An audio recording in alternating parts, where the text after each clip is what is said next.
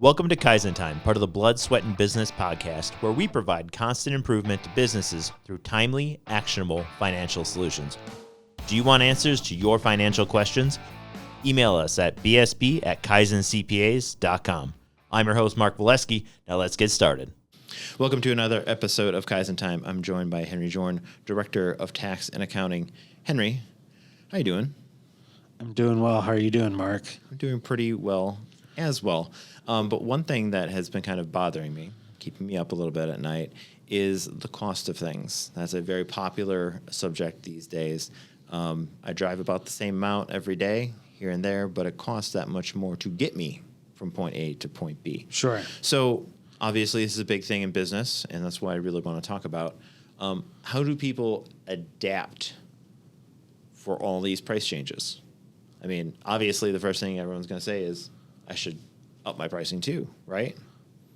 That's the answer. That's right, literally the answer. Should I hit stop? Like, how do they figure out that number?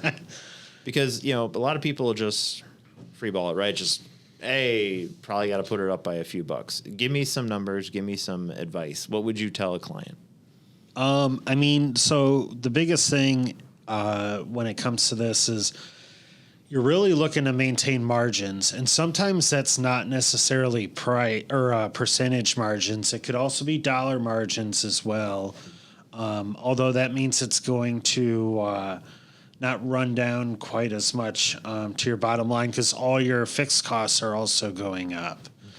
So what you're suggesting right out of the bat is percentages work because it scales, right? Correct. Okay, totally. And I totally understand where you're coming from. You're probably digging into your pockets and you're like, man, I used to have, $10. Now I've got, 50 cents in left over after all your expenses. But I mean, you look at even as a purchaser, right? So you buy milk, you buy eggs, all of these things are going up because the corporations that distribute most of those goods are, seeing things becoming more expensive. And a lot of this is still run down from, the COVID days, printing a bunch of money to kind of continue to jumpstart the economy, and the continuous printing of money to, push the debt further and further out by the U.S. government. Very responsible, by the way. Neither here nor there. But, they are reacting just as you should, whether you're a business owner or an employee, that in order to support my life, I need to increase my price. I need to have a higher salary, et cetera, et cetera. You look at McDonald's, right? Mm-hmm. If you think about it, 10 years ago, you go to McDonald's and that double cheeseburger, it's $1. Mm-hmm. You go to McDonald's today, that double cheeseburger is now $3.50 to $4. We're talking about a 350 to 400% price increase. Mm-hmm. And guess what? People are still going to McDonald's and getting those double cheeseburgers. Well, it's true. And you look back at pictures, hey, old black and white photos of these restaurants, and you're like, oh, I could have bought this they were getting cheeseburgers for 25 cents or whatever. And, I go back to when I was in school. Hey, I remember some of the pricing, and I'm like, man, it's well over double that. So these are things that we need to take into account. Is there some type of metric, though, that that's kind of like the best way to calculate how much of an increase it should be? So let's say, hey, your vendor that you get insert widget that you use. Sure. If they increase it by $1, should you just automatically increase it by $1? Should be increased by $1.25? It should be increased by your by their price plus your margin that you expect to make on that particular item you're purchasing. Okay. So, and all your margins should already be pre-calculated out. So let's say that you're buying something, right? What you're going to do, if it increased $1, you're going to divide that $1 by the reciprocal of your margin. So if your margin is 50%, you're going to divide the $1 by 50%. You're going to now charge $2 because you're selling for two and you're expecting to get one back. Okay. So essentially you're saying, well, I'm already paying $1 for this. You want $1 in You want an $1 extra back because that's your standard margin. Okay. Simplistic example, but like that's a way to do it. You can increase the price, right? And not that I'm saying everyone should be price gouging, but this is the way, like, this is how you're going to stay in business. 'Cause Correct. if you don't charge enough, you do not stay in business. Okay? It's We literally get that. the concept of keeping up with the Joneses, right? Sort of, but at a point, there is, hey, you're charging too much, and that's going to directly affect your business. So I'm not saying, hey, be as cheap as possible. Hey, be as most expensive as possible. But eventually, if you're getting that double cheeseburger or whatever for $6, and down the road there's another person who's keeping it at $4, Sure. that will directly affect your business. And yeah, that's when you get into economics of supply and demand, right? Like, so demand is whatever it is today. If I change my price, how does that affect demand?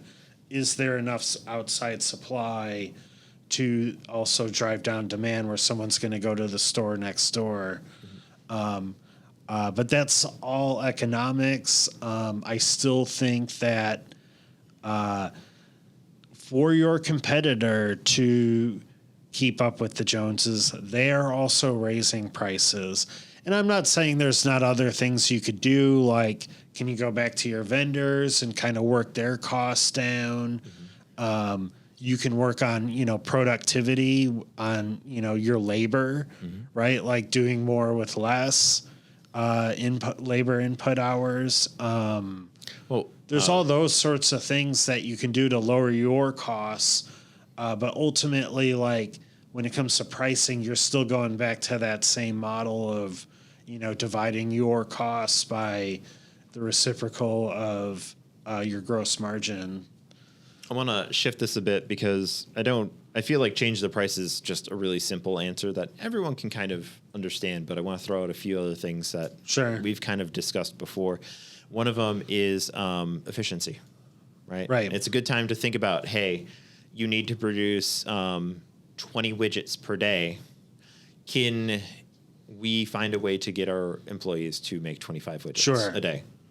Pay them the same, whether it's we get better practices, better machinery, better employees, you name it. 5S, you can 5S your warehouse. You can There's like a million different things you could do to work on that. And that could be the difference between you being the cheaper cheeseburger than the one down the street, too.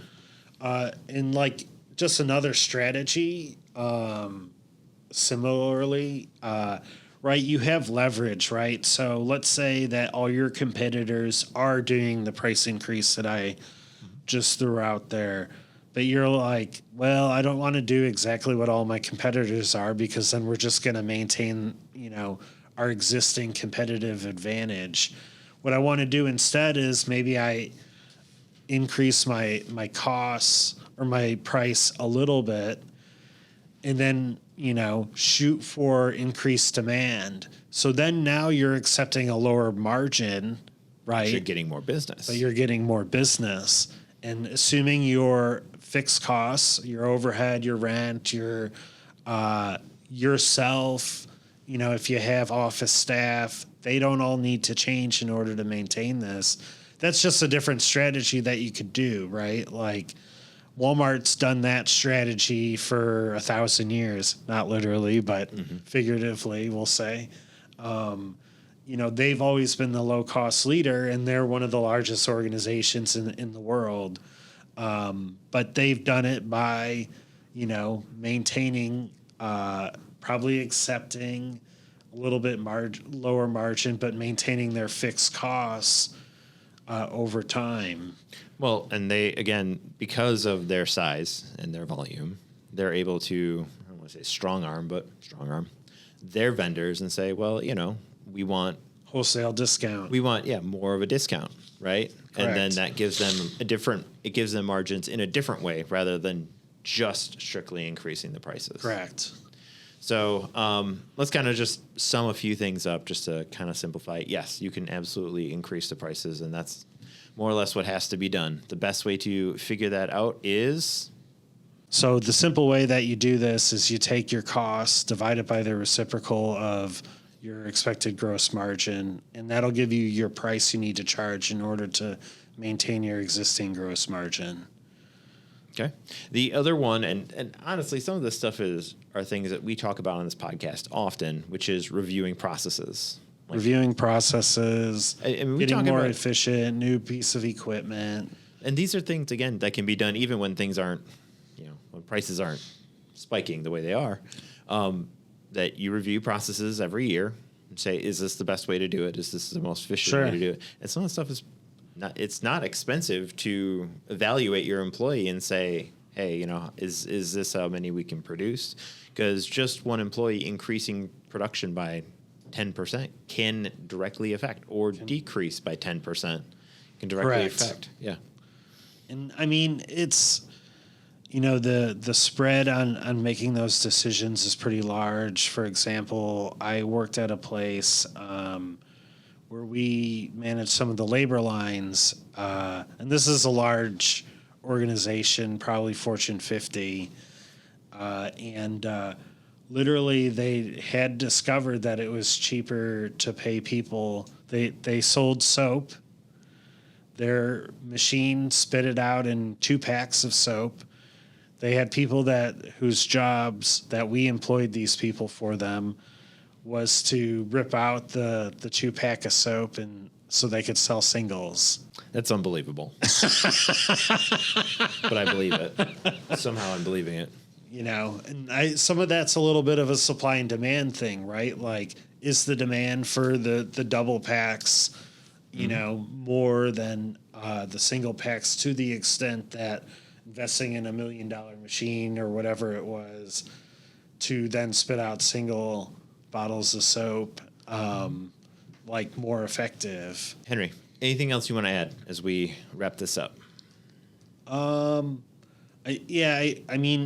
know that particularly in a lot of the industries that we work in, that there is fear to raise prices, right? You always ultimately deal with some level of conflict with your customers as a result of doing it. But more likely than not, we're talking like the outlier sets of customers. So like your, lower 10%, upper 10% on a distribution chart. It is not worthwhile to, let your business go down the toilet for those people. Lose those customers. Don't let them dictate how you run your business. Exactly. But if you value their business and you want that business, then you will accommodate it. But just be aware that, again, if it's your business and the health of your business is important, you need to be able to adapt. And the quicker you're able to adapt, the better.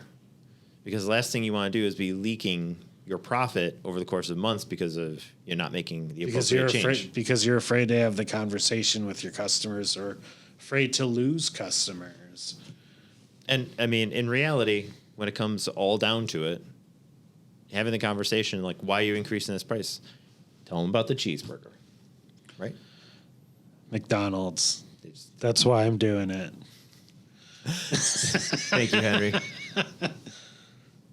You've been listening to Kaizen Time, part of the Blood, Sweat, and Business podcast. If you like what you heard, subscribe and leave a 5-star review. This podcast has been brought to you by Kaizen CPAs Plus Advisors, providing advisory and accounting services to help you grow your business. Learn more at kaizencpas.com or email us at bsb@kaizencpas.com.